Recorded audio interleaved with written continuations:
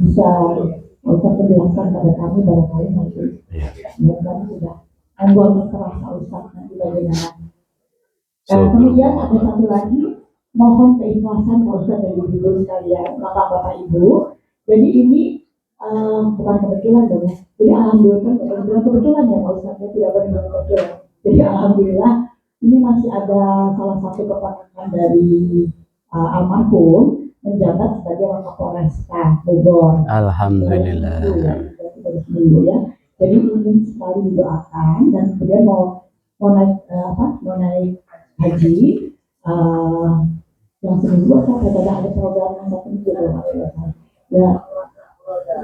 Roda. Kemudian mohon doa katanya Pak Ustaz. Jadi akan hadir nanti ke sini sekitar setengah 12-an. Jadi menjelang kita selesai dia akan ke sini dan ingin berkenalan dengan bapak-bapak ibu sekalian karena dulu juga salah satu wahnya itu juga pernah ikut gabung di sini juga pengajian beberapa lama kemudian meninggal. Jadi ya ada keterikatan emosional tentunya. Jadi mohon keikhlasan Bapak Ibu untuk mohon doa nanti selanjutnya. Mungkin sementara itu saja Pak Ustaz. Saya tidak akan bisa segera mulai dan sementara saya akhiri dengan wabillahi taufiq wal hidayah. Wassalamualaikum warahmatullahi wabarakatuh. Waalaikumsalam warahmatullahi wabarakatuh.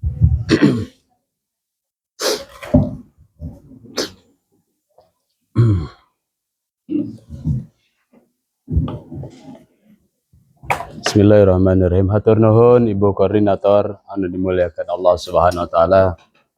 Para ayahanda dan ibunda yang saleh solehah yang dimuliakan Allah. Wahayyukum jami'an bi tahiyatil Islam. Assalamualaikum warahmatullahi wabarakatuh. Waalaikumsalam warahmatullahi wabarakatuh. Alhamdulillahi rabbil alamin alladzi arsala rasulahu bil huda wa dinil haqq liyudhhirahu 'ala ad-dini kullihi wa kafa billahi shahida.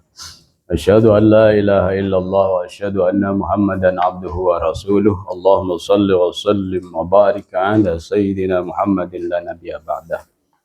Hadirin yang dirahmati Allah Subhanahu wa taala, karena takdir dari Allah kita berada di dalam majelis yang paling baik. Khairukum man ta'allamal Qur'an wa 'allamahu. Yang terbaik, majelis yang paling baik yang kalian hadapi adalah majelis belajar dan mengajarkan kitabullah Al-Qur'anul Karim. Bersyukurlah dengan takdir ini dan mari kita membersihkan kalbu kita bersama-sama untuk membersihkan kalbu untuk menerima cahaya Al-Qur'anul Karim dengan istighfar dan berdoa bersama. Astaghfirullahaladzim, astaghfirullahaladzim, astaghfirullahaladzim wa atubu ilaih. Allahumma anta rabbi la ilaha illa anta khalaqtani wa ana abduka wa ana ala ahdika wa wa'dika mastata'tu. A'udzu bika min syarri ma sana'tu. Abu'u laka bi ni'matika 'alayya wa abu'u bi dhanbi faghfir li. فإنه لا يغفر الذنوب إلا أنت. اللهم صل على سيدنا محمد وعلى آله وصحبه وسلم أجمعين. اللهم ربنا اغفر لنا ولجميع المسلمين والمسلمات والمؤمنين والمؤمنات الأحياء منهم والأموات. اللهم ربنا اغفر لنا ولوالدينا وارحمهم كما ربونا صغارا. اللهم اجعلنا من أهل القرآن تلاوة حفظا فهما وعملا برحمتك يا الله يا أرحم الراحمين. اللهم ربنا ظلمنا أنفسنا وإن لم تغفر لنا وترحمنا لنكونن من الخاسرين.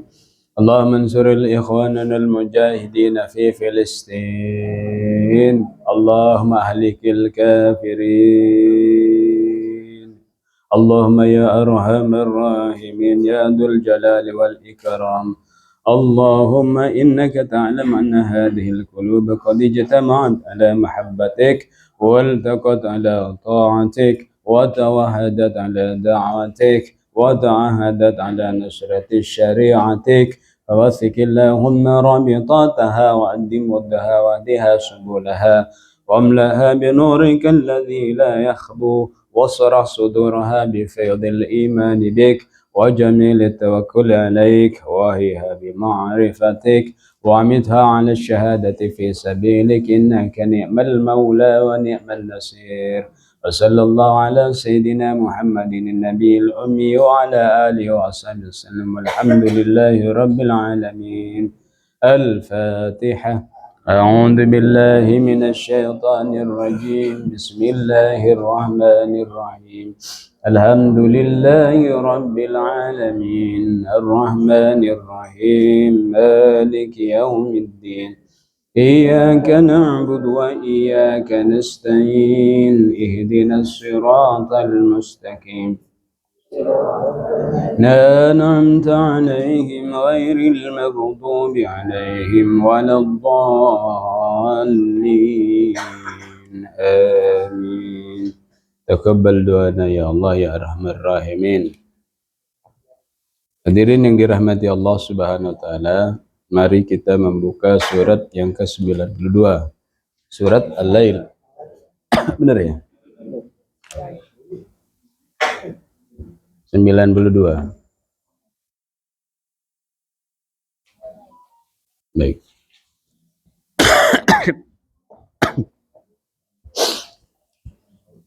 أعوذ بالله من الشيطان الرجيم بسم الله الرحمن الرحيم والليل إذا يغشى والنهار إذا تجلى وما خلق الذكر والأنثى إن سعيكم لشتى فأما من أعطى واتقى وصدق بالحسنى فسنيسره لليسرى من بخل واستغنى وكذب بالحسنى فسنيسره للعسرى وما يغني عنه ماله إذا تردى إن علينا للهدى وإن لنا للآخرة والأولى أنذرتكم نارا تلظى لا يصلاها إلا الأشقى الذي كذب وتولى وسيجنبها الأتقى الذي يؤتي ماله يتزكى وما لأحد عنده من نعمة تجزى إلا ابتغاء وجه ربه الأعلى ولسوف يرضى. صدق الله العظيم.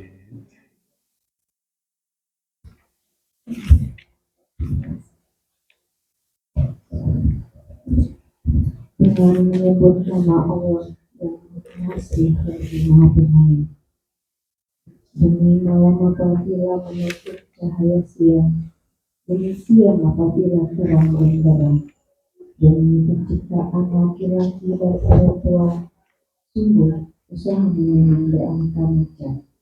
Maka barang siapa memberikan hartanya di jalan Allah dan bertakwa dan membenarkan adanya pahala yang terbaik surga, maka akan kami mudahkan baginya jalan menuju kemudahan atau kebahagiaan. Dan adapun orang yang kikir dan merasa dirinya cukup atau tidak perlu pertolongan Allah, serta mendustakan pahala yang terbaik, maka akan kami mudahkan baginya jalan menuju kesukaran atau kesengsaraan. Dan hartanya tidak bermanfaat baginya apabila dia telah binasa. Sesungguhnya kamilah yang memberi petunjuk, dan sesungguhnya milik kamilah akhirat dan dunia itu.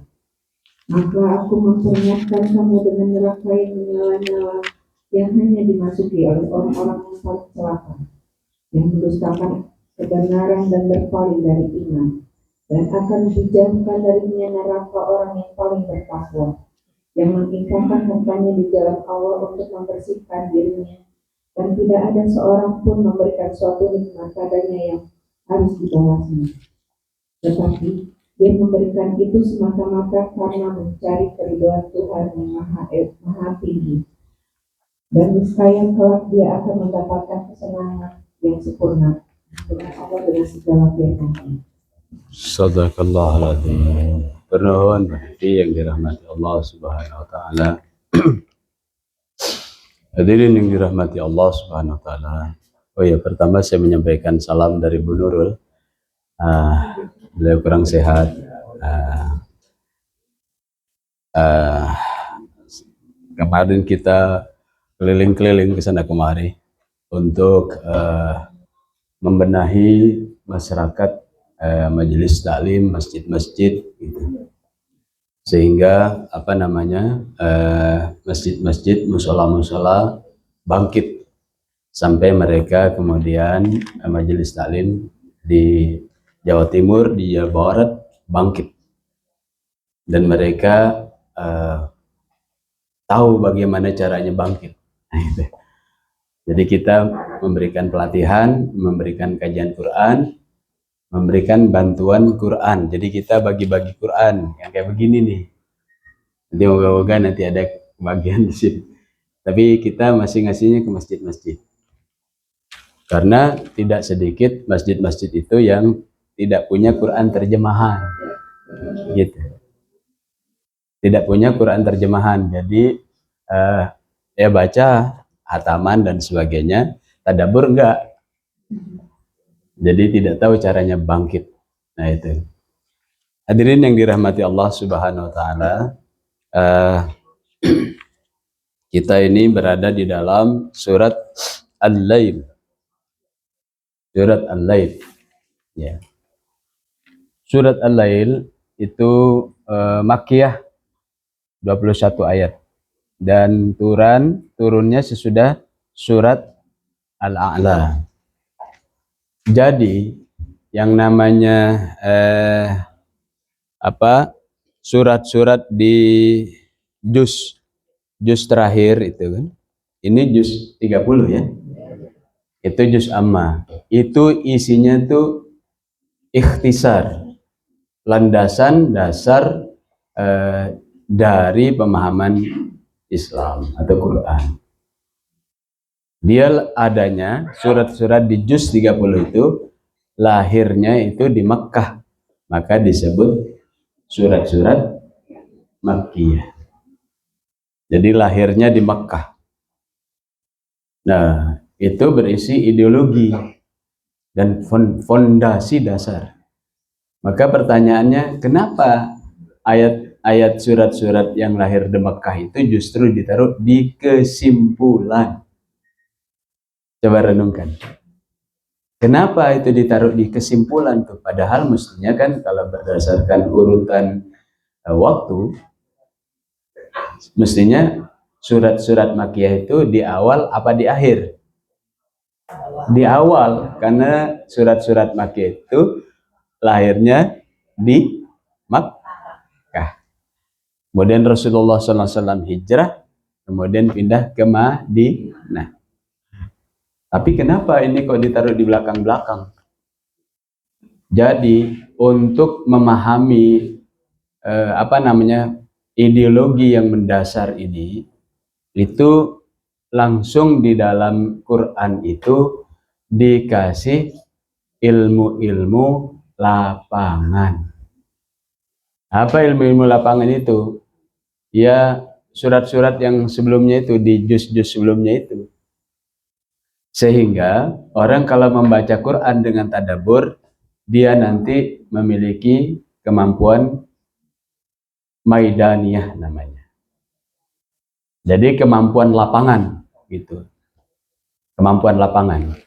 Dia tidak teori-teori saja ngajinya. Saya jadi kalau di teori-teori terus ngeliat almarhum ini ingat ada kejadian di Brimob. Nah, itu Pak Wakapolresta ya yang mau naik haji. Beliau mau ke sini. Sekaligus silaturahim dan berdoa ya. Nah, ada anak baru lulus dari Akabri dulu kan. Nah, terus singkat cerita di sini nih kejadiannya. Gitu. Singkat cerita tidak berapa lama kemudian jadi diletakkan sebagai komandan Brimob di sini. Karena dia masih belum pengalaman lapang, agak petantang petenteng. Gitu. Yang dimarah-marahin itu yang pangkatnya lebih rendah tapi sudah senior. Gitu. Akhirnya dibekep tuh sama seniornya tuh. Oh, ini diambilin granat nih kayak granat. Jadi pengen makan begini. Ganti deh granat nih gini. Jadi diambil granat, ditarik ini tuh pinnya, klak, didekep dia. Ngompol. Banyak cincong. Ntar lagi dilepas kan gini, tinggal gini, tik. Meledak kan? Pennya tuh kan udah dicabut, kik, tik, dong. Taruh di dadanya dekep. Anakmu udah belagu. Udah ngompol. Jadi belajar Quran itu harus belajar pengalaman lapang. Nah, pengalaman lapang itu ada di chapter-chapter sebelumnya tentang pengalaman para nabi. Nabi Adam alaihissalam terus Nabi. Kalau enggak nanti ngaji Qurannya teori, cuman bicara masalah teori-teori. Ketika ditantang tentang masalah lapangan, kemacetan, ditantang masalah inflasi, ditantang masalah kemiskinan, dimundur dia. Maka kadang-kadang orang itu suka ngeledek ketika kita membaca dalam sholat itu suratnya juz amma. Seakan-akan kalau baca juz amma ilmunya rendah. Ya enggak? Pernah dengar nggak di masyarakat begitu? Ya, juz amma. Potongan Yusuf dong. Potongan At-Taubah dong. Padahal ini luar biasa juz amma itu. Dia sudah diikhtisar, sudah di pemahaman yang dari pengalaman-pengalaman berapa juz sebelumnya, berapa surat sebelumnya. Gitu. Kadang untuk menunjukkan bahwa dia pintar Quran, itu bagus membaca potongan surat-surat sebelumnya, tapi jangan sampai meremehkan juz amma. Gitu. Ini juz amma nih kita baca. Karena juz amma ini kata Aisyah radhiyallahu anha, istrinya beliau Rasulullah SAW, ya Rasulullah, kenapa larangan khamar, larangan judi itu adanya di Madinah, bukan di Mekah? Kata Rasulullah SAW, kalau larangan-larangan hukum itu sudah diberikan di awal-awal, maka mereka menjadi pembangkang pertama kali. Begitulah mestinya belajar Quran itu. Maka dikuatkan fondasinya dulu di Mekah, ini juz amma tuh. Baru kemudian dikasih hukum. Lalu sami'na wa ta'na. Tapi kalau kemudian disuruh tidak boleh ini, tidak boleh itu, ini, dilarang itu. Makanya sebelum ngaji fikih di dalam Islam tuh hendaknya ngaji adab, etika. Kalau enggak beradu dalil nanti. Dalilnya 1100 berapa hadisnya? Dalilnya begitu. Sementara payungnya untuk kemudian membaca seluruhnya yang namanya Al-Quran, Masdarut Ta'ah itu tidak difahami. Maka sebaiknya tadabbur dulu, baru nanti buka kitab. Kitab Bukhari, Muslim, Sunan Abu Dawud dan sebagainya. Tirmidzi. Nanti baru itu. Nah sekarang sering terbalik. Hadisnya dibaca, apalagi tidak dapat penjelasan, konsideran asbabul wurudnya, misalnya dari TikTok, dari mana, terus ngajak berantem orang. Gitu. Saya tahu dalilnya ini, mana? Ini hadis ini. Kalau sholat nggak boleh titot, ini salah, titot salah. Itu padahal macam-macam. Bahkan bacaan di sini nih, kalau bacaannya apa namanya, wa ma khalaqadz dzakara wal unsa, ada yang membacanya nggak menggunakan wa ma khalaq. Nanti kalau murid-muridnya Ibnu Mas'ud itu bacaannya itu dzakara wal unsa. Subhanallah, subhanallah, kurang enggak? Itu ada yang Qur'annya begitu. Nah, jadi kenapa kita perlu melihat ini? Nah, sehingga kata Rasulullah, perbaiki dulu kondisinya. Jadi, kalau mau menjelaskan kepada masyarakat, apalagi mereka awam terhadap dasar-dasar Islam, sebaiknya Quran aja dulu dibahas. Nanti setelah itu tentang hadisnya. Jangan hadis. Nanti tidak tahu penempatannya, karena ribuan, ratusan ribu hadis itu. Begitu. Nah, dan sebagainya. Nah, hadirin yang dirahmati Allah Subhanahu wa taala, maka disampaikan tentang al-lail. Wal laili idza yaghsha. Yaghsha itu dalam bahasa kamusnya itu adalah menutupi semuanya. Maka kemarin kita membahas tentang asyam, ya, tentang matahari. Maka sekarang kita membahas tentang kegelapan malam. Kegelapan malam itu nanti khusus kita minta perlindungan kepada Allah melalui ketuhanan yang satu, namanya surat Al-Falaq. Qul a'udzu birabbil min syarri ma wa min syarri ghasikin wa min syarri naffatsati fil 'uqad wa min syarri hasidin. Jadi gelapnya malam itu berbahaya. Maaf. Berbahaya. Maka dahulu anak-anak gadis itu tidak boleh keluar pada maghrib. Itu bahasanya Pak Mali gitu. Ya. Maka kalau ada orang punya anak perempuan dan sabar, ada 3 anak perempuan dan sabar, langsung masuk surga. Kenapa sabarnya? Karena sabarnya menjaga anak perempuan itu. Begitu. Jadi kalau menjaga anak perempuan, terutama dengan bahayanya malam itu, mengapa anak perempuan 3 langsung masuk surga? Kalau sahabat bertanya, kalau punya 2 anak perempuan gimana ya Rasulullah? Surga juga. Mengapa sabar seperti itu? Emang apa masuk surga? Karena ayahnya itu kerja keras. Bukan kerja keras lagi bikinnya, tapi menjaganya. Karena ada yang punya takdir anak laki-laki, ada yang punya takdir anak perempuan. Wa ma khalaqad dzakara wal unsa. Jadi ayah yang sabar itu menjaga supaya anak perempuannya sampai dia menikah, sampai dia menikahnya itu, sampai punya anaknya itu dijaga sama ayahnya itu. Gini. Sampai dia itu memiliki standar sholihat, qonitat, hafizat. Surat An-Nisa ayat ke-34 dijaga siang, terutama malamnya. Yang begitu tuh ayahnya masuk surga. Jaga dia. Di mana kau, nak? Di mana kau? Begitu. Supaya sholihat, solehah dia. Qonitat, taat dia pada agama. Kemudian hafizat, dia menjaga kehormatannya. Bahasa halusnya daripada menjaga kehormatan kemaluannya. Jadi menjaga kehormatan, jaga sama ayahnya. Awas kau, sentuh-sentuh anakku kau. Masuk surga bapaknya. Lalu siapa yang disebut ayah yang sabar itu, yang kemudian kalau punya anak perempuan masuk surga? Yang menjaga anak perempuannya bersama walinya. Wali ada berapa wali? Walinya anak perempuan. Ini misalnya anak perempuan saya, nah, Alia, Mbak Alia misalnya ya. Nah itu, maka tugas saya sebagai ayah yang ingin masuk surga karena punya anak perempuan, maka saya harus menjelaskan Islam kepada walinya. Ya, wali pertama adalah ayah.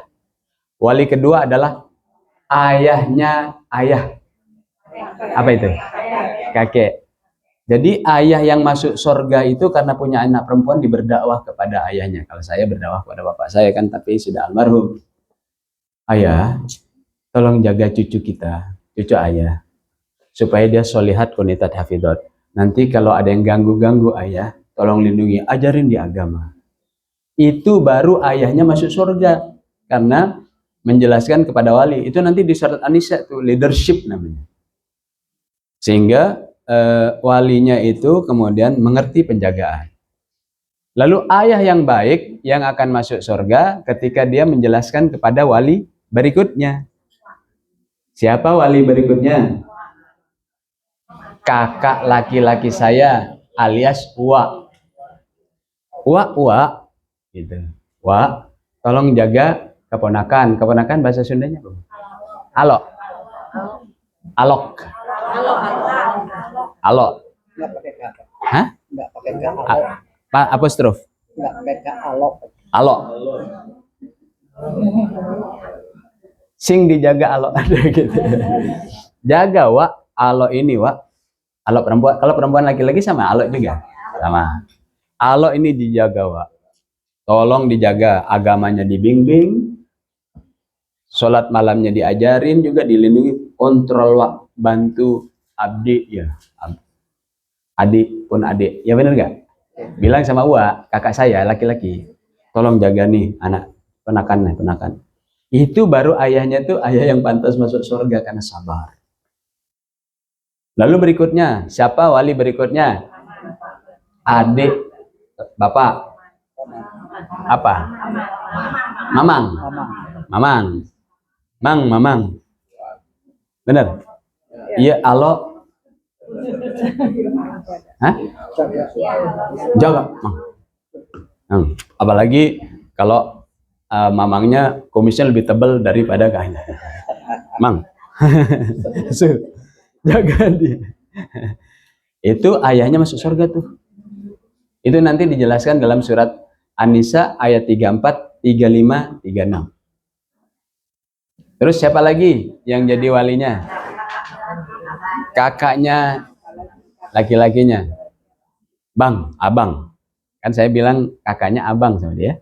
Bang, jagain adik. Jangan sampai ada yang ganggu. Bimbing dia. Ajarin, cek Qurannya. Itu ayahnya tuh gratis langsung masuk surga, nggak diperiksa. Siapa lagi? Wali berikutnya. Adiknya dia.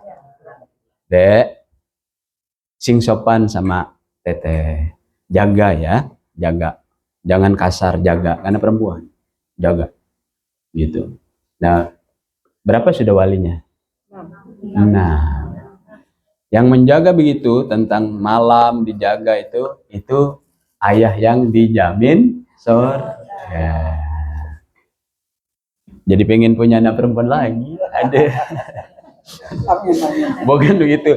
Buat cucu. Jadi nanti anak-anak kita diajarin. Nanti cucu kita nih, bang, anak laki-laki kok ayahnya bang, begini caranya. Kalau kita ngajarin begitu, nanti kita juga dapat pahala.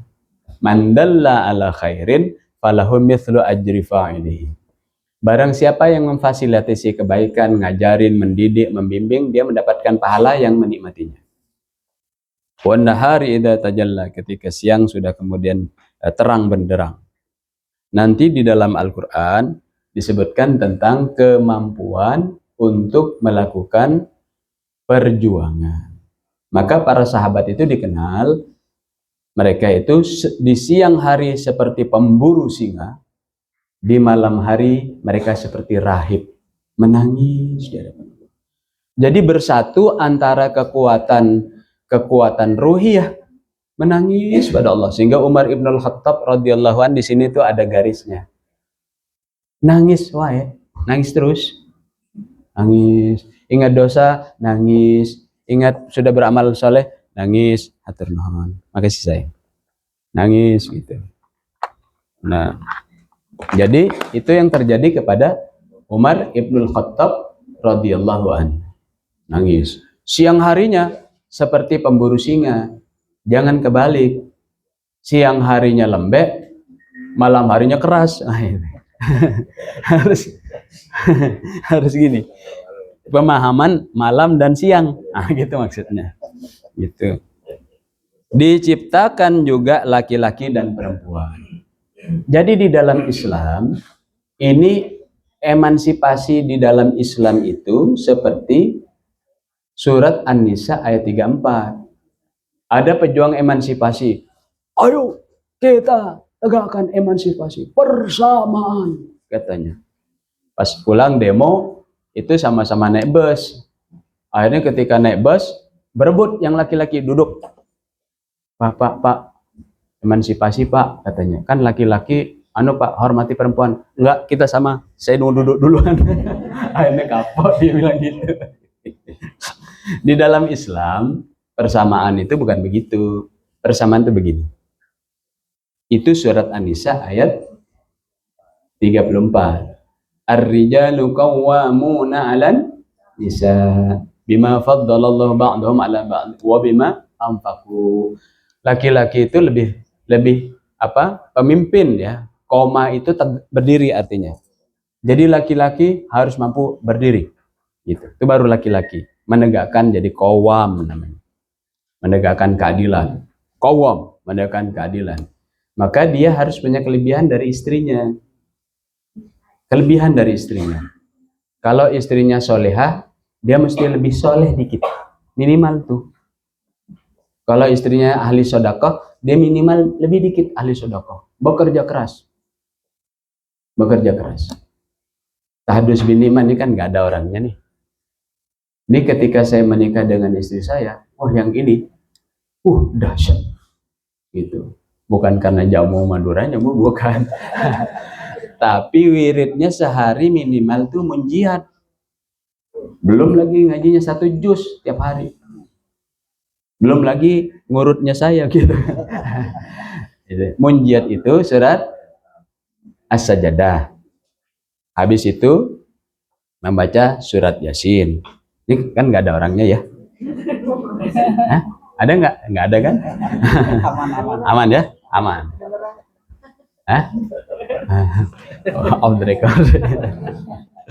Ya, yang namanya munjiat tuh itu surat-surat untuk mendapatkan pertolongan. Ada surat munjiat, ada salawat munjiat. Pernah dengar nggak? Nah, jadi surat munjiat itu Sajadah, Yasin, habis itu Al-Furqan, habis itu Al-Waqi'ah, Dukhan, lalu Al-Waqi'ah, lalu kemudian membaca surat Al-Insan, Al-Mulk, Al-Insan, Al-Buruj. Jadi tiap hari saya tadinya curiga, kok pegang handphone terus di pojok tuh. Pegang, saya intip dikit-dikit. Quran rupanya. Gini. Quran. Alhamdulillah. Jadi saya ketiban pulung, gimana caranya gitu? Harus lebih dari, saya kemudian harus lebih dari itu. Gimana caranya walaupun dengan kesibukannya? Kalau nggak sempat, nggak nyampe, hampura Allah ampun, nggak kuat. Karena saya kesibukan kesana kemari. Jadi kalau kemudian fastabiqul khairat antara laki-laki dan perempuan itu seperti itu. Baru kemudian mencari nafkah.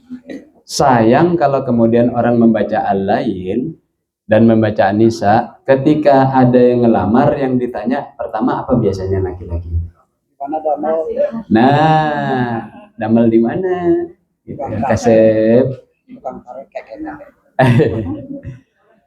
Yang ditanya lebih dulu kalau memang kita itu memahami tentang laki-laki perempuan, kapasitasmu apa? Maka kan tadi berapa wali? 6. Maka wali-wali itu harus menjadi intelijen. Sok dilihat calon. Ada yang nyamar jadi ini, dilihat di rumahnya, dilihat anaknya siapa, dia siapa.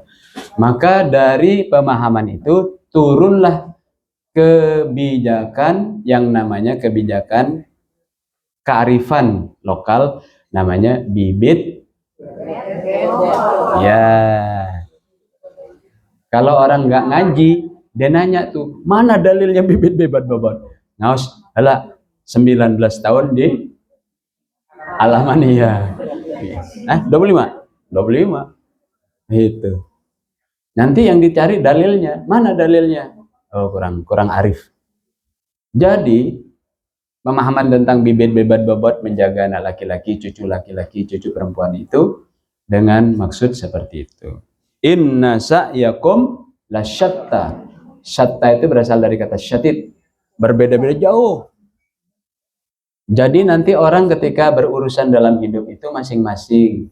Jangan kemudian enak yang itu ya bapaknya begitu, enak yang itu ibunya begitu, enak yang itu. Jangan. Kita harus kerja keras semampunya. Karena na'udzubillahi min dzalik, Nabi juga ada yang anaknya bandel, ada nggak? Nabi Adam anaknya ada yang bandel, ada nggak? Namanya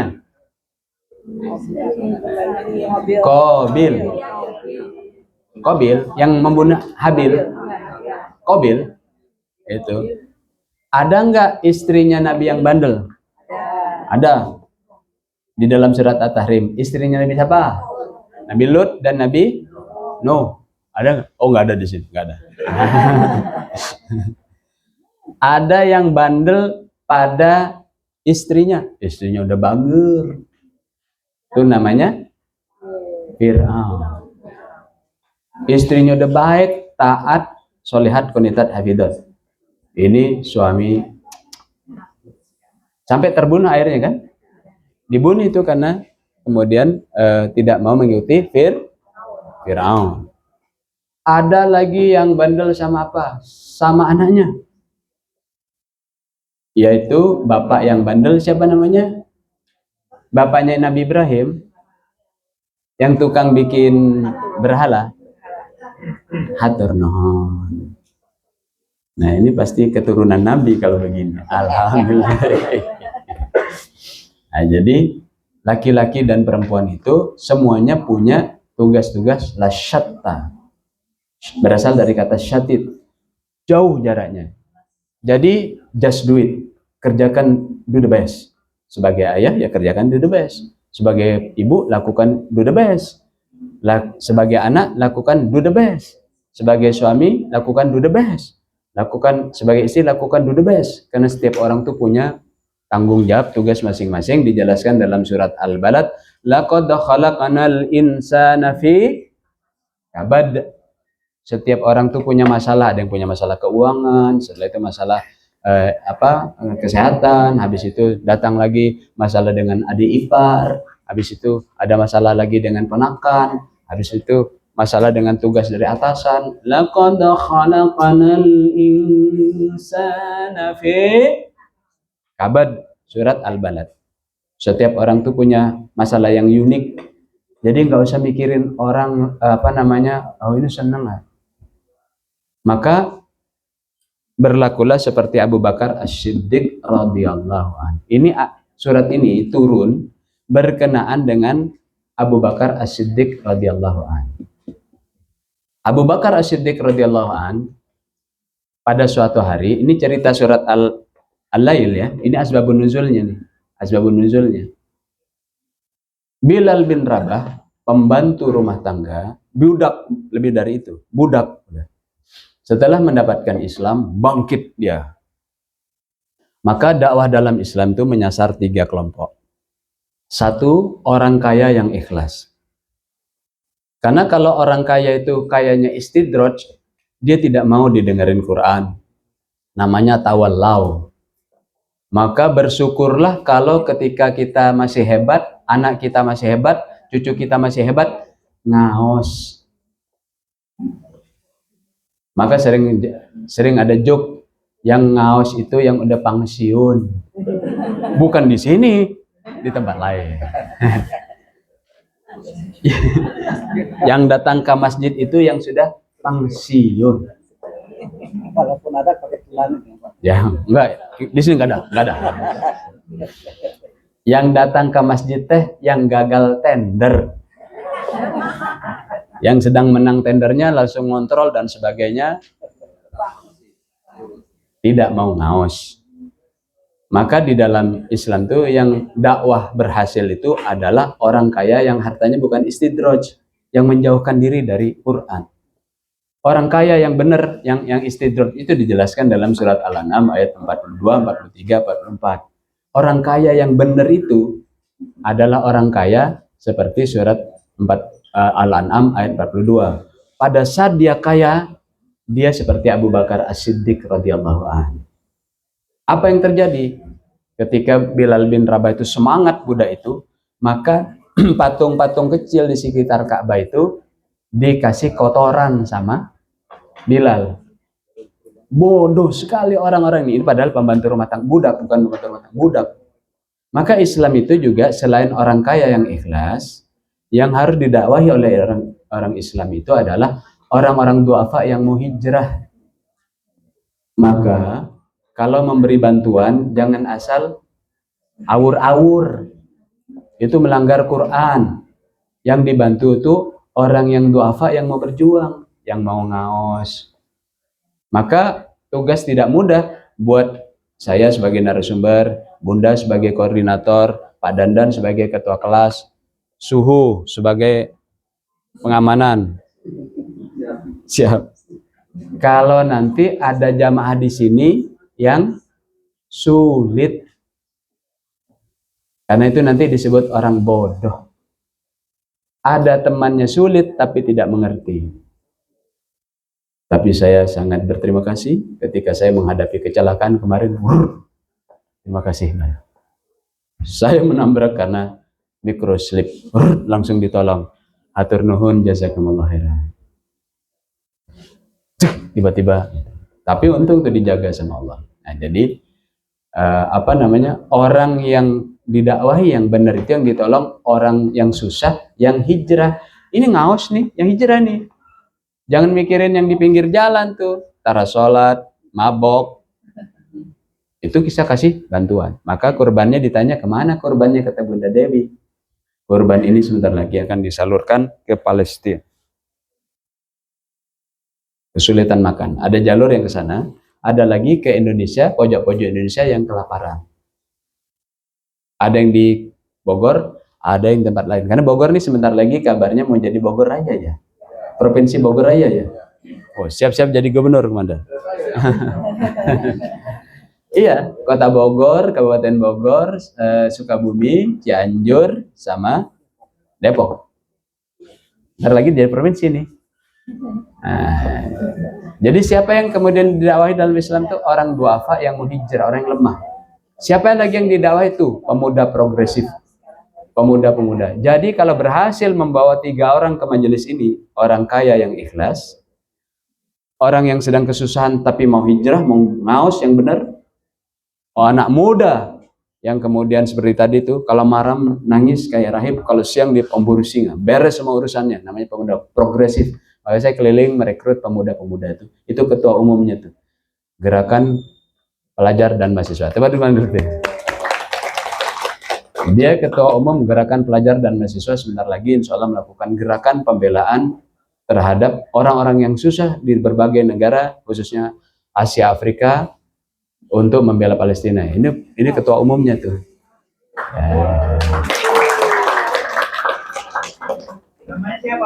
Ya. Tanya, ukuran sepatunya nomor berapa? Jadi itu. Udah banyak di berbagai negara di jalan. Ya, jadi 3 ya, orang kaya yang ikhlas, orang yang sedang susah yang mau hijrah, kemudian pemuda yang progresif. Rekrut, datang kemari, karena sebentar lagi ada dulu kawan-kawan kita yang makan-makan bareng, udah nggak ada di ruangan ini, ya kan? Yang kemarin duduk di sekitar sini udah nggak ada. Bu Hayani kan di sini, di sini saya. Hayani almarhumah. Ayah, di sini. Pak Iki, di sini siapa tuh di sini? Pak Rahman. Udah nggak ada. Jangan-jangan di sini nggak ada ntar lagi. Jadi bersiap-siaplah. Maka ajak adik-adik kita, anak-anak kita. Ini yang membawa suami dan membawa istrinya, membawa mertuanya, membawa, moga-moga dapat pahala semuanya. Amin.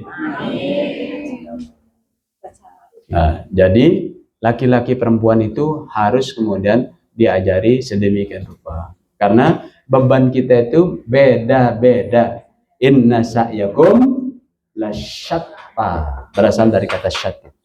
Maka kita harus saling tolong menolong karena beda-beda. Satu ada masalah dengan anaknya, keluarganya, tapi dia punya harta.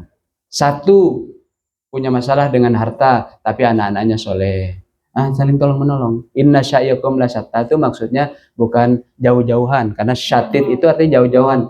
Beda-beda ujiannya, maksudnya tolong menolong. Itu inna sa'yakum lasyatta.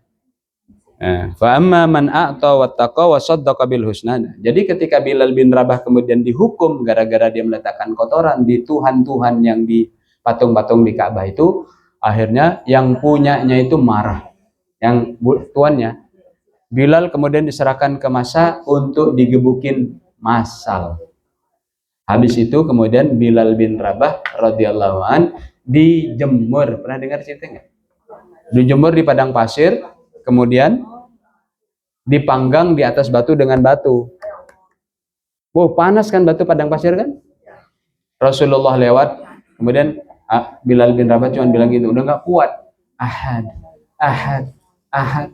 Lalu Rasulullah lewat, engkau akan dilindungi oleh Allah yang ahad. Lalu Rasulullah SAW melaporkan itu kepada Abu Bakar As-Siddiq radhiyallahu an. Lalu Abu Bakar As-Siddiq radhiyallahu an itu membawa sekantong emas dan membeli Bilal, dan Bilal merdeka. Ini yang menyebabkan turunnya surat Al-Lail itu ini. Ini namanya asbabun nuzul. Maka fa amma man a'ta wattaqa, barang siapa yang memberi dalam keadaan takwa, rasa takut kepada Allah, wa saddaqa bil husna, dan bersedekah. Karena sadaqah itu berasal dari kata sidqu, artinya siapa yang melakukan kejujuran. Namun terjemahan di sini kurang pas karena membenarkan. Ya memang as-sidqu itu berasal dari kata jujur, benar orangnya, namanya ahli sedekah. Jadi as-sidqu itu selalu diajarkan kepada kita, diminta tiap sholat.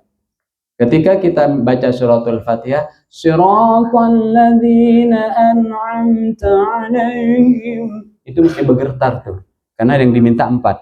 Minan nabiyyin, menjadi pewaris nabi, wasiddiqin, dan orang yang jujur berintegritas. Apa cirinya orang yang jujur berintegritas itu? As-sidqu sedekah. Sedekah pikiran, sedekah tenaga, nggak ada berhentinya. Sedekah ini bantu waktunya, ngangkatin, termasuk sedekah harta, zakat, infak, wakaf. Itu kita minta 17 kali tuh. Maka kalau kemudian tidak mau sedekah, itu bohong Fatihahnya. Ini Nur Zaman sedang belajar tobat. Karena diminta waktu Fatihah, yaitu suratal ladzina an'amta 'alaihim. Kelompoknya itu 4 yang diberi nikmat itu. Siapa tuh? Yang pertama, sid minan nabiyyin.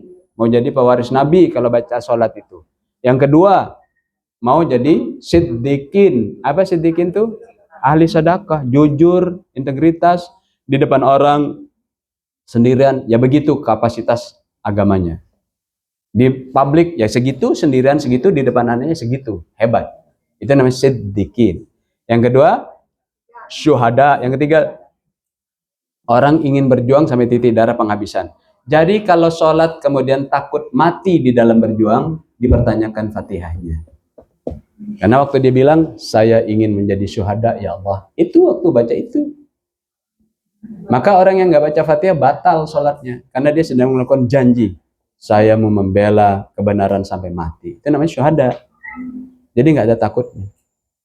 Yang keempat, itu minas sholihin. Orang yang soleh. Maka nanti disebutkan wasaddaqa bil husna, dia melakukan pekerjaan yang berintegritas, bersedekah itu dengan yang baik-baik, orientasinya ke surga. Dia sekantong emas langsung diberikan. Padahal di sini disebutkan bahwa nanti kalau melakukan itu fasanu yassirhu lil yusra, nanti urusannya digampangin. Gak ada orang sedekah jadi sulit, gak ada. Jadi kalau sedang kesulitan, dulu pernah ada pertanyaan Pak Dandan. Jadi kalau ada orang sedang kesulitan, sakit dan sebagainya, bisa nggak sembuh dengan sedekah? Bisa, tapi jangan salah niat. Kan kemarin antara surat Al-Mudaththir dengan surat ini. Gitu. Gitu. Pokoknya saya minta lebih. Saya sodakonya 1.000, saya minta lebih. Saya punya utang 40 juta. Saya kasih 1.000. Nggak bisa begitu. Maksud saya begitu. Bedanya itu nawaitunya jangan wala tamnun tastakthir. Ingat nggak waktu dulu pertanyaan itu dalam pertanyaan ini loh Bapak ketua kelas dulu. Jadi gimana dulu kalau orang bersedekah terus jangan minta yang lebih? Itu maksudnya begitu. Tapi bahwa dia kemudian minta kebaikan, dimudahkan, ya memang dari sedekah itu. Ini ayatnya. Begitu. Jadi wasaddaqa fasanu yassirhu lil yusra wa amma man bakhila wastana wa kadzdzaba bil husna fasanu yassirhu lil usra. Kalau bakhil maka dia nanti akan dipersulit. Kayaknya sih dia kaya, tapi dadanya sesak. Kayaknya dia kaya, sesak, kurang, merasa kurang. Temahi, bener nggak temahi? Bener nggak? Nggak cukup-cukup. Nggak cukup-cukup. Maka nanti di dalam Al-Quran surat Hud, orang-orang yang kemudian konglomerat besar itu yang kemudian membunuh untanya Nabi Soleh itu ternyata orang-orang kaya tapi nggak merasa cukup-cukup. Menang tender ini, pengen itu, yang lain terus ikut-ikutan. Nggak pernah cukup. Itu ada tuh dibahas. Makanya kalau belajar Quran nanti ngerti tentang tipuan-tipuan. Mau pakai artificial intelligence, orang menipunya, datanya, mau pakai tulisan-tulisan, pakai teori-teori hukum dan sebagainya. Ini tipuan. Ini salah di sini. Kenapa? Dia mendapatkan pengalaman dari superhero namanya para nabi. Itu gunanya tadabbur. Maka nanti Bilal bin Rabah, budak, bisa menjawab seperti seorang Perdana Menteri karena dia tahu diksi-diksi di dalam Al-Quran. Maka kalau orang berbicara nanti berpidato pakai Quran, dijamin berwibawa, kata Rasulullah. Tapi ada orang sekarang kemudian bangga dengan ini adalah quotation dari Abraham Lincoln, hafal dia. Ini kutipan dari Chiang Kai-shek, hafal dia. Tapi kenapa Quran nggak bisa disebut? Siapa yang menyebutkan ayat Quran dalam pidato-pidatonya, orang langsung jatuh. Kenapa? Ada hadisnya tuh, karena dia benar-benar menikmati menyampaikan ayat Allah. Dimudahkan. Wa ma yughni anhu maluhu idza taradda inna alaina lal huda wa inna lana lal akhiratal ula. Jadi hadirin yang dirahmati Allah Subhanahu wa taala, harta itu kalau tidak diatur pada sedekah nanti menjadi siksaan. Sedekah. Gak akan orang miskin gara-gara sedekah. Gak akan susah karena sedekah. Pasti dimudahkan urusannya. Sedekah lagi.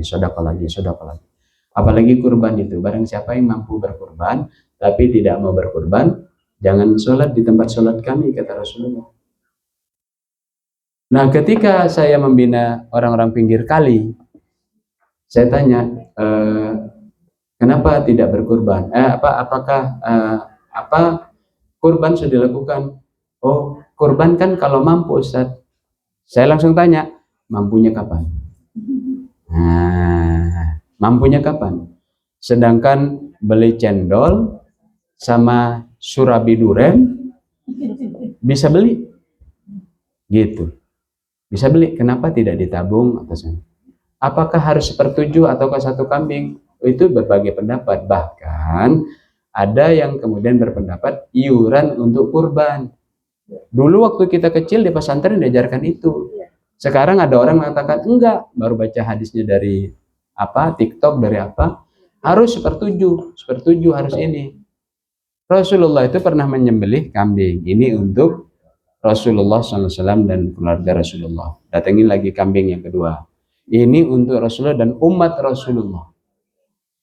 Terus orang kemudian muter-muter lagi. Oh, itu kan kalau pahalanya, kalau ini enggak. Itu artinya orang boleh kemudian berperan serta di situ. Bayangkan kalau kemudian satu orang ngasih 3.000 saja. Dari penduduk muslim di Indonesia itu, berapa penduduk muslim? 200 berapa juta? 270 juta. Kali 1.000, berapa tuh? 270 miliar. Itu muslimnya aja. Ya, kalau kemudian itu kalau 1.000, gitu. Kalau 10.000, nabung karena tiap bulan nabungan 1.000, jadi 10.000 dalam 10 bulan. Berapa nilainya? Itu bisa membuat orang Indonesia yang nggak bisa makan daging jadi makan daging. Indonesia itu rata-rata indeks per kapita makan dagingnya itu 2 kilo per tahun per orang. Ya seperti kresek itu. Itu data. Di Argentina, di Brazil yang lebih kecil dan bukan muslim itu sampai 40 sampai 60 kilo per tahun per orang. Makanya otaknya bisa tidak encer karena kurang asam amino. Lalu kemudian dibatas-batasi dengan dalil seperti itu. Padahal Islam mengajarkan itu dan sebagainya dan sebagainya. Nanti kita bahas lebih dalam tentang hukum-hukumnya sampai tasyrik dan sebagainya. Sekarang dam apalagi sedang dibahas untuk disembelihnya bukan di Arab, tapi disembelihnya di Indonesia. Jadi hadirin yang dirahmati Allah Subhanahu wa taala, itu kemudian Abu Bakar As-Siddiq radhiyallahu an ketika bersedekah itu wa ma yughni anhu maluhu idza taradda. Apa maksudnya? Dan tidaklah kemudian Abu Bakar As-Siddiq itu memberikan sedekahnya karena hitungan. Apa hitungan itu? Oh, seperti CSR ya, Corporate Social Responsibility, itu kan kalau perusahaan memberikan itu kan ada hitungannya juga. Nggak akan diberi ke tempat lain, diberikan ke, kalau Pertamina di sekitar kilang minyak supaya masyarakat mendukung, tidak marah. Kalau yang di Freeport ya di Papua, karena CSR akhirnya digunakan juga untuk marketing dan public relation. Ada maunya gitu, ada maunya. Abu Bakar tuh nggak ada maunya kata Allah, nggak ada hitungannya sama Bilal, ngasih aja. Atau oh dia kan anak buah saya, barangkali nanti setelah itu loyal. Itu yang disebut dengan bahwa wa ma yughni anhu maluhu idza taradda. Jadi sedekah yang hebat itu yang tidak hitungan. Oh dia kan teman saya, nanti kan saya barangkali bisa didoakan, ada teman saya bisa. Nggak ada begitu. Budak bener, dihina dan sebagainya, udah merem. Itu yang disebut orang yang nanti mendapatkan kemudahan fid dunya wal akhirah. Tapi orang yang bakhil, maka dia akan dapat kesulitan. Apa bakhil itu? Medit. Maka 2 kikir. Meregehesya. Jadi kikir itu bagian dari 2 bagian yang berbahaya, yaitu fahisyah. Apa fahisyah itu? Zina dan bakhil. Jadi disamakan dengan orang zina, bakhil itu. Kenapa? Karena orang bakhil nanti penyakitnya jadi kemana-mana. Pertama bakhil, dia bakhil tidak mau berbagi. Pertama dia hitungan, ngerti hitungan nggak kira? Ngasihnya tuh hitungan, ini hitungan. Bakhil. Yang kedua, bakhil itu kemudian tidak mau rugi, maka dia kena penyakit riba. Padahal orang yang melakukan riba itu diperangi oleh Allah dan Rasulnya. Dan dosa paling kecilnya riba seperti menzinahi ibunya. Maka kita keliling ke Pamekasan juga, terus keliling di pinggir-pinggir kali ini tahadus binikmah berlindung dari sifat sombong menang, menjelaskan itu. Jangan riba. Ada riba itu mindset ya, tidak mau berbagi, tidak mau tolong menolong, tidak mau bagi untung bagi rugi, maunya untung terus. Akhirnya ditangkap sama orang Yahudi, taruh di bank, nggak ada ruginya, dapat bunga. Itu yang disebut riba, itu mindset. Jadi kalau kemudian pinjam sekian kembali lebih, itu namanya interest, bagian kecil dari riba. Orang bakhil itu begitu, nggak mau bagi untung bagi rugi, pokoknya saya maunya untung. Maka nanti dia bisa dijebak dengan manajemen investasi mengatakan pasti untung, lama-lama diceritakan buntung. Ada sebuah tempat lah, koperasi di Bogor yang kemudian mengalami kerugian 31 triliun. Saya sudah bilang sejak dulu, ini bukan koperasi, cuman covernya aja koperasi. Dia bank. Maka kemudian ada di Bogor ya. Ya, saya tidak sebut. Kan itu teman saya dulu direksi. Jadi tidak boleh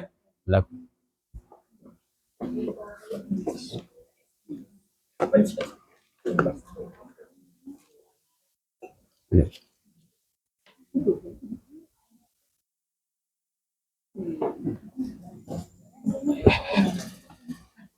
Ya.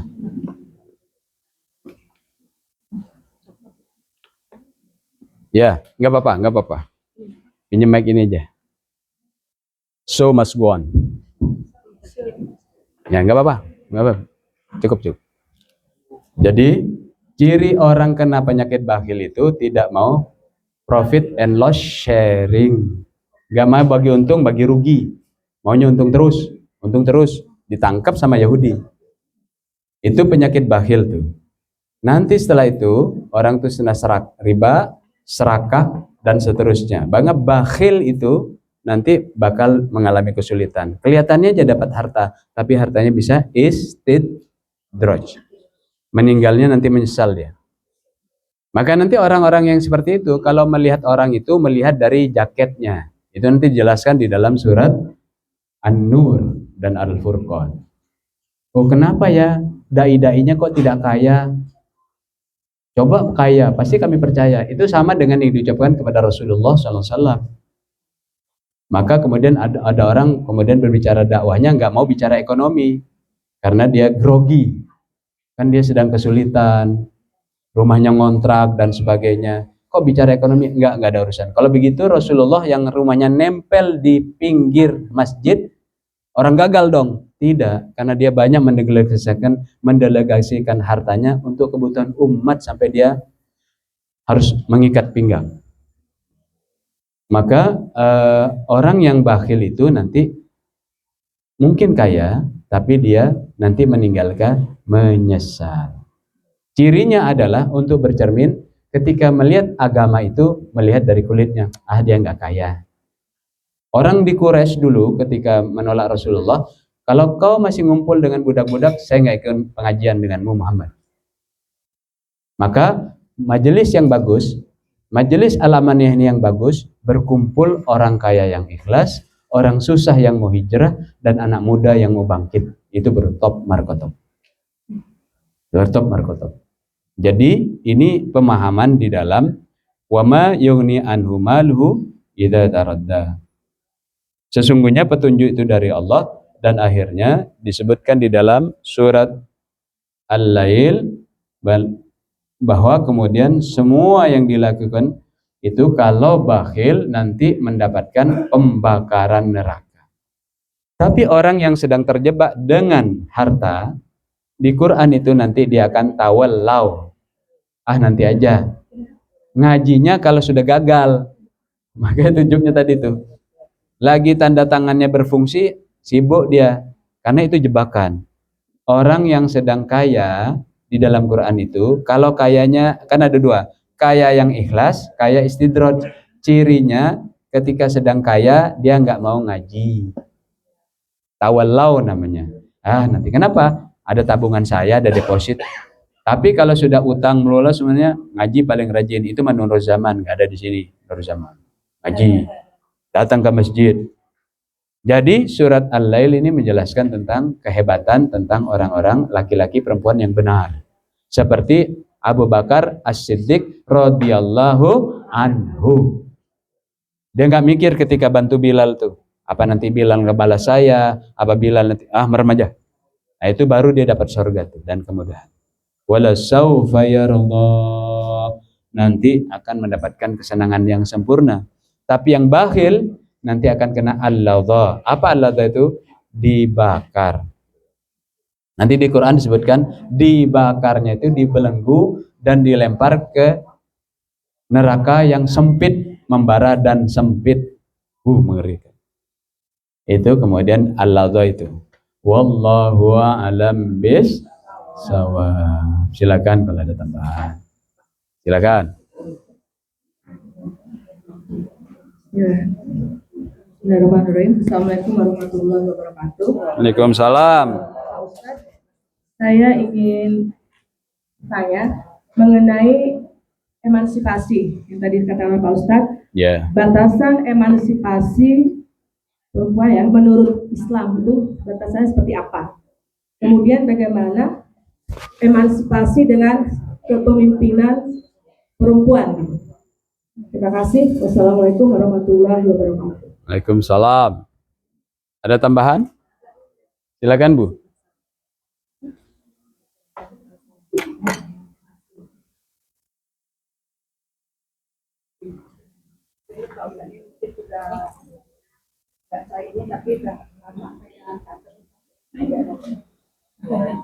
Ya, pada ikutan pertanyaan kalau tadinya yang ditanya itu apa yang dimaksud dengan asap itu. Bismillahirrahmanirrahim. Assalamualaikum warahmatullahi wabarakatuh. Waalaikumsalam warahmatullahi. Ada yang perlu saya tanyakan Pak Ustaz ini juga apa yang dimaksud dengan asabau, kemudian al-ma'in dan al-matsani. Terima kasih. Asabang. Ya, asabau, al-ma'in dan al-matsani. Oh ya, Terima kasih. mari.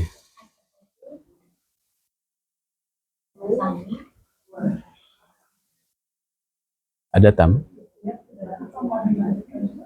Kita berdoa dulu karena berdiri dari tadi.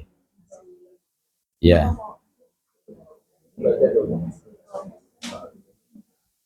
Ya. Ya, ya.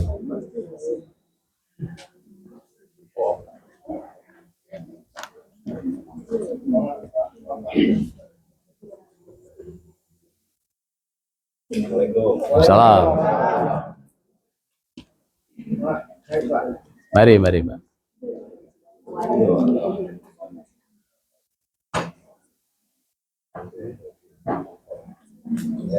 Mari, mari, Pak.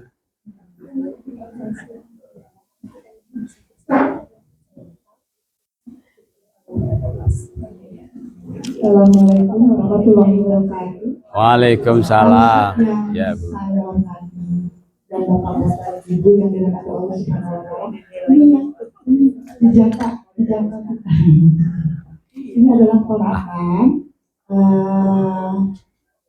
orang almarhum ya.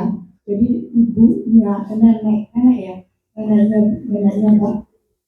Iya, ibu sepupu. Jadi neneknya itu adalah adik dari ibu mertua saya. Jadi keponakan itu gigir ya, orang Sunda ya. Jadi inilah Indra, sama di kakak, baru sebulan kamu di sebelum sebulan lebih menjabat sebagai Wakapolres Bogor. Alhamdulillah. Jadi ingin sekali berkunjung ke majelis kita ini karena bukan kebetulan lagi ya, alhamdulillah uangnya juga pernah bergabung waktu itu pernah bergabung di sini ya, pernah bergabung sudah almarhum sekarang dan Kak Indra ini kemudahan ya kalau panggil bapak ya, apa itu ya, Kak Indra ini mempunyai ikatan psikologis yang masih ada psikologis bahwa ingin sekali didoakan karena ini Masya Allah kapan Indra berangkat untuk bisa berangkat haji. Jadi mohon doa Pak Ustadz. Jadi ini adalah Ustadz sudah hampir berapa tahun Pak Ustadz ya? Iya. Hampir 10 tahunan ya. 10 tahun ya. Iya, iya. Di sini juga banyak bapak-bapak dulunya pada masanya pernah menjadi pejabat publik juga. Jadi teman-teman yang memang ujang juga ini ujang ya, koleha-kolehanya. Terus ibu-ibu yang di sini juga ada guru, ada bermacam-macam profesi ya. Jadi ibu-ibu Indra semua sama ayah Anda ya, karena kebetulan Indra ini sudah tidak ada itu ya. Dan sudah nggak ada ya. Jadi mohon doa Ustaz, mudah-mudahan Indra ini karirnya makin bagus. Amin, amin. Amin. Kemudian baik-baik mengemban amanat, tidak Amin. lainnya. Amin. Jadi insya Allah itu warna pengaji ya. Amin. Dan moda-moda di kepolisian. Karena ini adalah penerus generasi muda yang terus tua juga. Baik, itu saja Pak Ustaz. Mohon doa. Oh, saya enggak. Silakan, silakan. Bismillahirrahmanirrahim. Assalamualaikum warahmatullahi wabarakatuh. Waalaikumsalam. Selamat siang, Ampurasun. Amin.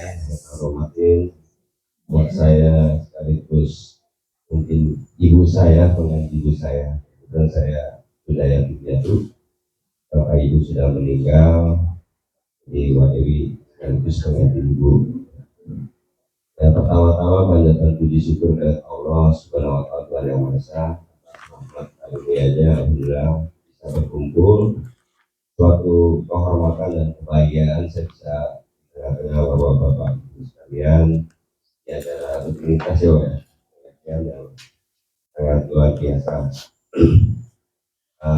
Pertama dan utama tentunya saya sebagai warga baru di Bogor Kota, izinkan tak kenal kata sayang, saya juga memperkenalkan diri. Nama Indra Ranuti Karta, pastinya udah asli orang Sunda, asli orang Sunda, tapi besar lahir di Jakarta.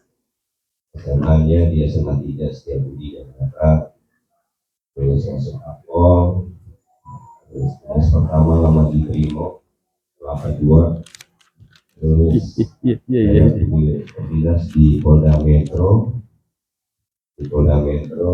jadi Kapolsek Pondok Aren, keluar dari Primo, terus ke Kanit Resmo, Jatandras, Gunung Durik, terus ke Wakasat Narkoba Jakarta Barat, terus ke Gakum Propam, Wakapolsek Penjaringan, Kapolsek Kebayoran Lama Pondok Indah, terus jadi Kanit Wasiti, terus saya nggak sakit, saya sekolah ini. Alhamdulillah dapat yang terbaik, jadi dari Polda Metro langsung ke Polda Jawa Timur, kemudian jadi Kasubdit Narkoba di Polda, kemudian jadi Danyon Primo di Malang pasca kejadian Kanjuruhan. Setelah itu alhamdulillah dikasih kepercayaan ya, dari Allah, dari pimpinan jadi Kapolres Trenggalek. Gak lama saya 10 bulan saya ngambil job mantap, jaga uak saya. Ya, katanya orang Sunda gak pernah dinas di Jawa Barat, kualat. Jadi alhamdulillah dikasih kesempatan berdinas di Jawa Barat. Istri juga orang Sunda, Sumedang. Kakeknya itu Amasudi dulu, Gubernur Jawa Barat. Iya. Jadi besarnya dia sama di Jakarta. Jadi baru punya anak dua, alhamdulillah yang besar tahun ini masuk jalur prestasi di psikologi UI. Yang kedua baru naik kelas 2 SMA. Kebetulan saya juga masih banyak belajar. Kemarin juga alhamdulillah motivasi anak, karena ternyata anak saya pengen ikutin saya. Saya kebetulan S2 juga di UI, S3 baru semester pertama, baru setahun berjalan di Brawijaya, tapi dari kemudian saya pengen ikut UI, jadi semuanya. Mungkin yang kedua juga mau masuk UI juga, cuma kedokteran, yang mudah-mudahan bisa tercapai.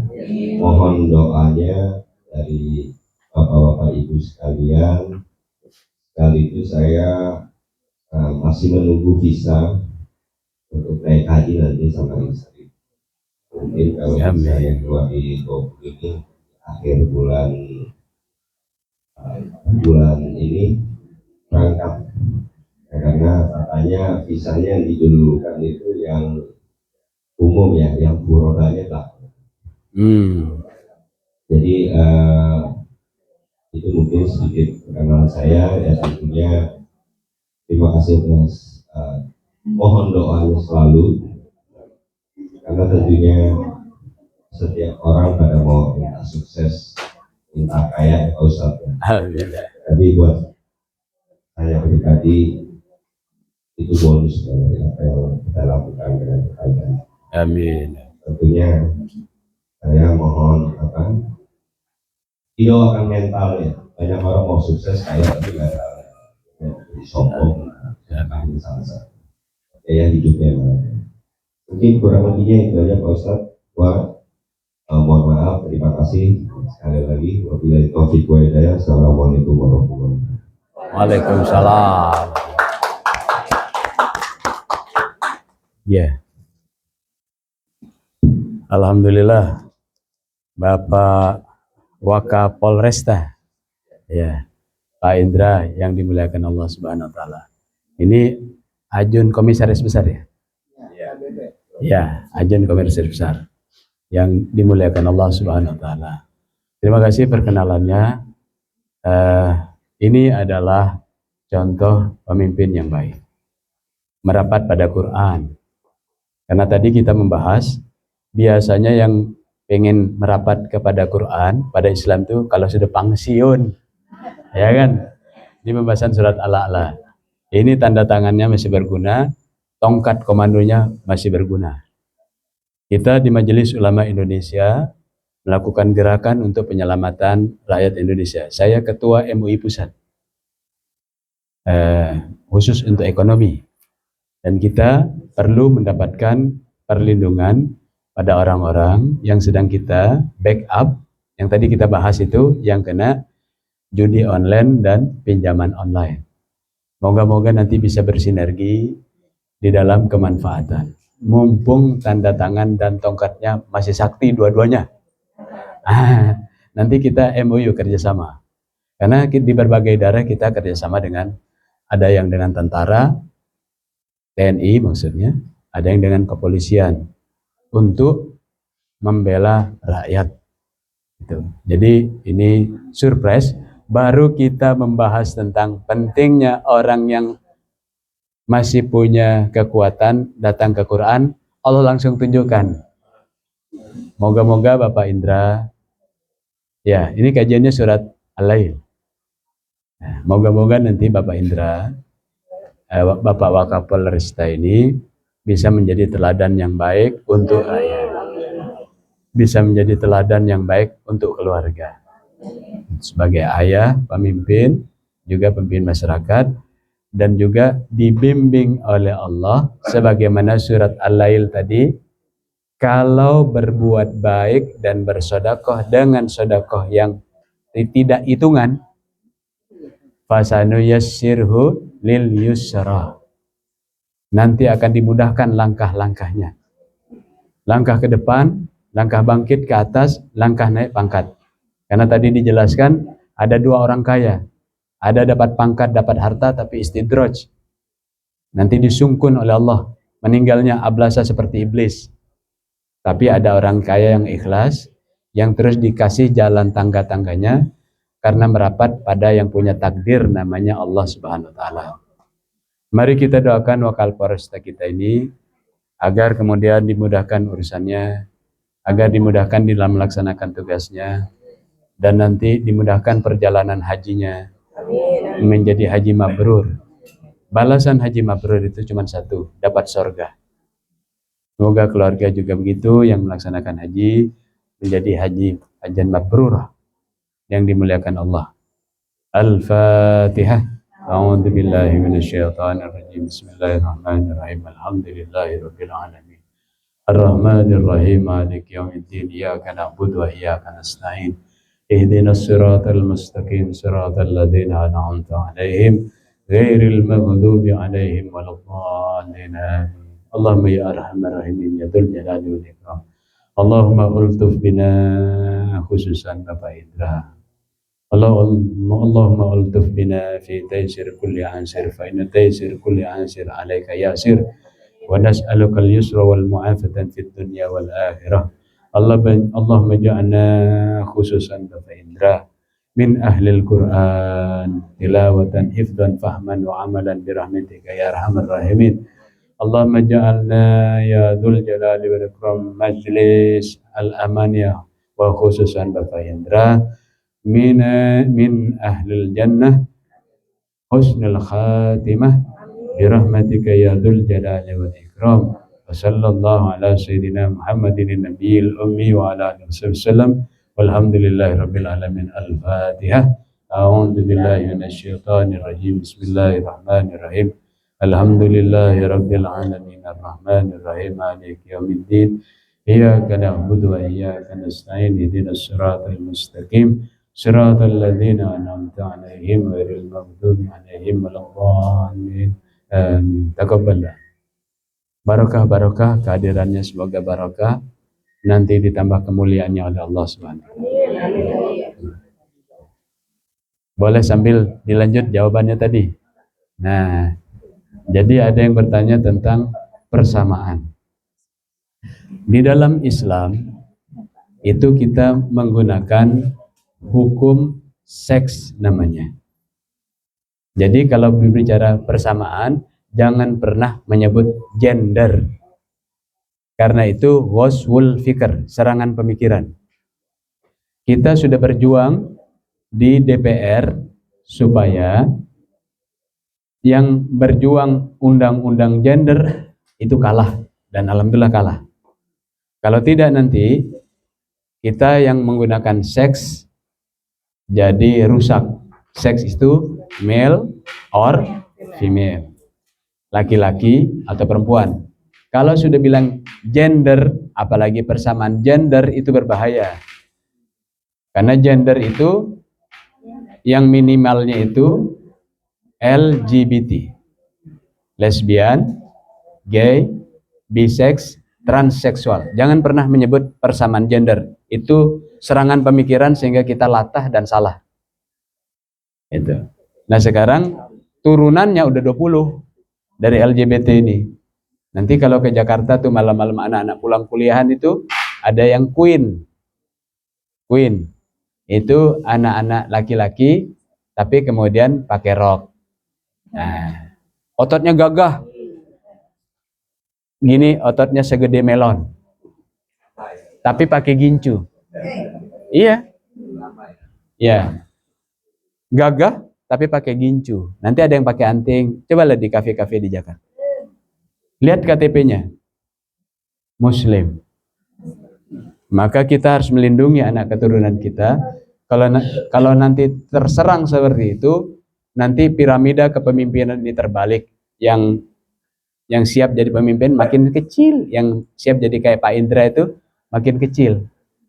Karena piramidanya terbalik. Maka jangan sebut gender. Bagaimana persamaan laki-laki dan perempuan di dalam Islam?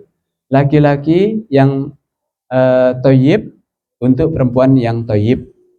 At-thayyibatu lit-thayyibina wat-thayyibuna lit-thayyibat, dalam chapter 24 yang artinya mercusuar. Mercusuar, Bu. Kalau kapal itu mau nabrak karang, dia harus dibantu mercusuar. Chapter itu namanya An-Nur. Dia memberikan gambaran begitu. Oh, ini bahaya. Seperti yang nabrak kapal lalu tenggelam, yaitu kapal Titanic. Nah, itu mestinya dibantu dengan mercusuar. Nah, mercusuar itu namanya surat An-Nur. Dia tahu nanti, oh ini salah, ini benar. Helikopter view-nya begitu.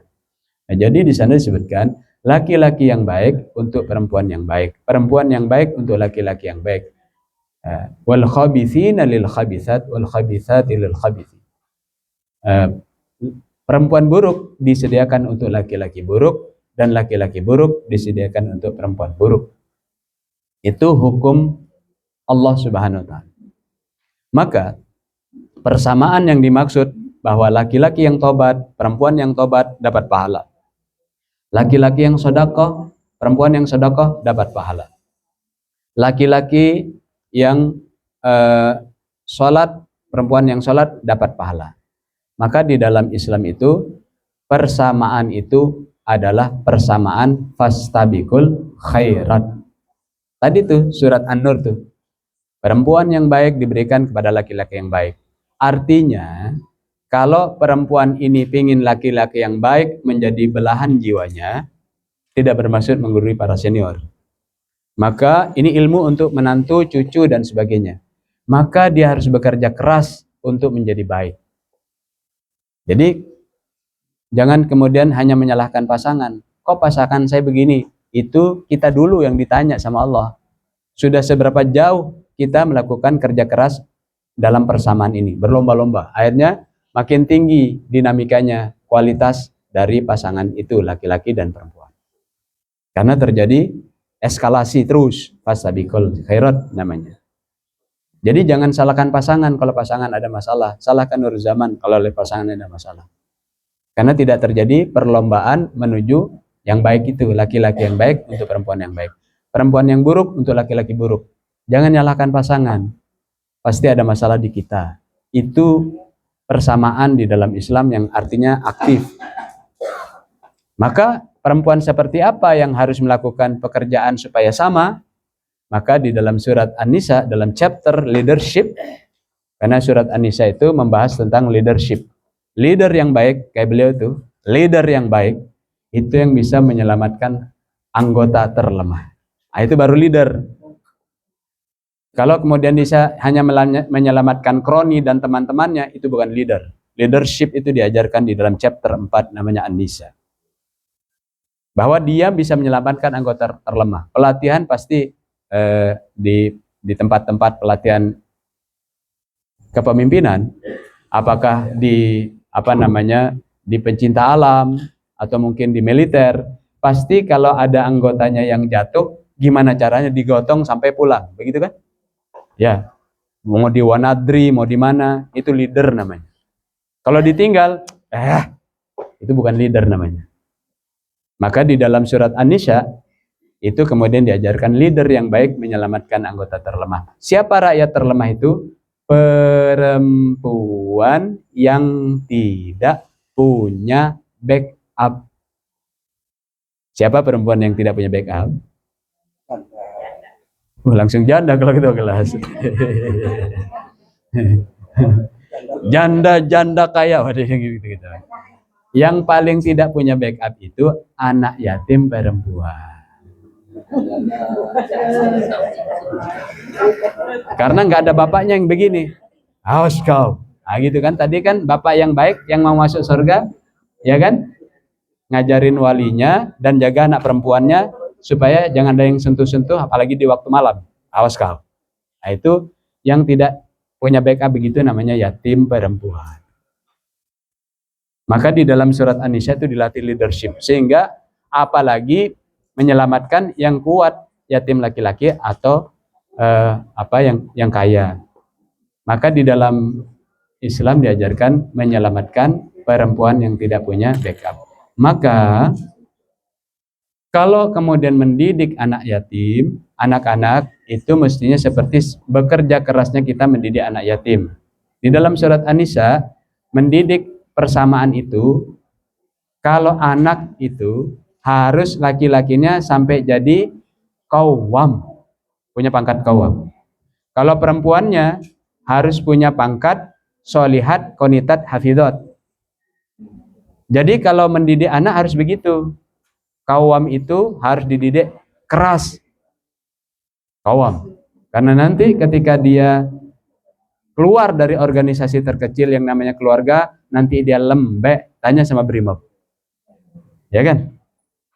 Nih Brimob di sini nih, kalau ini saya pernah ikut di sini kan, silaturahim dan sebagainya. Kalau ada yang mau lari, siapa yang pusing? Saya, ngumpul sini. Siapa yang sakit perut? Saya, ngumpul di sini. Nih semuanya yang pusing tabok kepalanya. Akhirnya lari semuanya. Yang sakit perut kan begitu, pukul perutnya. Kenapa? Karena nanti kalau sudah di wilayah pertempuran, nggak ada bisa bilang sakit gigi tuan, tembak sama musuhnya. Sakit kaki tuan, harus tetap lari dan bertarung. Maka kalau membina anak yatim laki-laki, jangan cuma dielus-elus lalu dikasih amplop. Membina anak yatim laki-laki itu sampai dia jadi qawwam, pantas menjadi pemimpin. Membina anak yatim perempuan itu jangan hanya dikasih amplop terus dielus-elus, tapi harus dididik sampai menjadi sholihat, qonitat, hafidhot. Begitu persamaan laki-laki dan perempuan dalam Islam. Semua punya ruang aktualisasi. Nah, tadi Sab'ul Mathani itu sering digunakan untuk menyebut kehebatan Fatihah. Lihat di tafsir nanti penjelasannya lebih jelas. Itu sab'ul mathani, 7 ayat yang diulang-ulang. Maka orang yang fasih dan faham Fatihah, namanya juga Fatihah, pintu, kunci, maka dia nanti memahami 114 chapter ke akhir sampai surat An-Nas, maka dia mahir. Maka kenapa dia harus melatih kunci itu supaya tidak karat setiap hari berapa kali? 17. 5 sholat, dari rokaatnya jadi 17 rokaat. Maka kalau dia tidak tahu cara membukanya, maka chapter-chapter dari 1 sampai 114 dia nggak paham. Maka dia harus lakukan declare tiap hari. Alhamdulillahirabbil alamin, dijawab oleh Allah, hamadani abdi. Ar-Rahmanir-Rahim, Allah jawab asna ali abdi. Maliki yaumiddin, Allah jawab majadani abdi. Iyyaka na'budu wa iyyaka nasta'in. Ini separuhnya untukmu, hadali wali abdi masal. Ini separuh untukku, separuh untukmu. Kau mau minta apa? Siratal ladzina an'amta 'alaihim ghairil maghdubi 'alaihim waladdallin. Ihdinas siratal mustaqim, siratal ladzina an'amta 'alaihim ghairil maghdubi 'alaihim waladdallin. Kau mau minta apa? Ayat ini just for you, kata Allah. Ya, hada li abdi wa li abdi masal. Jadi kita baca Fatihah itu dialog dengan Allah. Komandan, kalau ada Kapolri datang, kira-kira boleh tidak tentara prajurit yang di bawah, kemudian ketika ada Kapolri memberi arahan, terus ngobrol. Bos, bro, boleh? Nggak boleh. Nggak boleh. Pasti jawabnya nggak boleh. Apalagi orang itu sedang berdialog dengan Allah Subhanahu, yang punya Kapolri, yang punya Panglima, yang punya Presiden. Garo-garo. Alhamdulillahirabbil alamin, arrahmanirrahim, maliki yaumiddin, iyyaka na'budu wa iyyaka nasta'in. Itu namanya sab'ul mathani. 7 ayat yang harus dilatih 17 kali sehari. Kalau tidak baca Fatihah, batal rokaatnya. Itu yang tadi ditanya. Declare-nya tiap hari. Begitu dia mengatakan siratal ladzina an'amta 'alaihim, saya ingin masuk kepada kelompok yang kau beri nikmat. Yang pertama adalah minan nabiyyin. Kalau dia sudah deklarasi itu di depan Allah, yang punya panglima, yang punya jenderal, yang punya presiden, yang punya pengusaha besar, yang mengatur jantung manusia, maka kemudian dia mengatakan, masukkan aku ke kelompok orang yang diberi nikmat ya Allah. Siapa yang diberi nikmat? Yang pertama, minan nabiyyin. Saya ingin menjadi pewaris Nabi. Maka orang yang benar sabul mathaninya, yang benar Fatihahnya, begitu assalamualaikum, assalamualaikum, saya sudah janji tadi pengen jadi pewaris Nabi. Yang kedua, yang baca sabul mathani, siratal ladzina an'amta 'alaihim, saya ingin menjadi siddiqin. Siapa siddiqin? Orang yang punya integritas. Di depan banyak orang, ataupun sedang sendirian, kejujurannya tidak berubah. Itu declare pada saat sabul mathani, membaca suratul Fatihah. Yang kedua, yang ketiga, kalau baca suratul Fatihah ingin mendapatkan nikmat, yaitu orang yang syuhada. Jadi kalau sudah baca Fatihah, gemper takut mati membela kebenaran, gagal Fatihahnya. Karena dia sudah declare, saya siap mati membela kebenaran ya Allah. Apalagi Bapak Brimob tuh, pasti mantap Fatihahnya. Ya kan? Karena setiap peluru ada namanya. Kalau sudah takut sama peluru, bukan tentara namanya. Nah, jadi setiap peluru ada namanya kan? Hadapi, bela orang sampai mati syahid. Langsung tuh nggak diperiksa masuk surga. Yang terakhir, kalau baca sabul mathani, suratul Fatihah, mau menjadi solihin. Kemana-mana jadi ayah yang solih, jadi suami yang solih, istri yang solihah, ibu yang solihah, kakak dan adik yang solih. Karena sudah janji surat apa tadi? Fatihah. Itu yang ditanya beliau, sab'ut masani, 7 deklarasi yang diulang-ulang. Paham Bu? Saya kira begitu. Terima kasih. Mohon maaf kalau ada lebih kurang, saya mohon maaf. Komandan, terima kasih. Semoga kehadiran Bapak Wakapolresta di ruangan terbaik. Khairukum man ta'allamal Qur'an wa 'allamahu. Majelis terbaik adalah ketika kalian sedang belajar Quran dan mengajarkan Quran. Semoga membuat kita semuanya yang hadir di ruangan ini termasuk Bapak Komandan, diberikan kemudahan husnul khatimah. Assalamualaikum warahmatullahi wabarakatuh.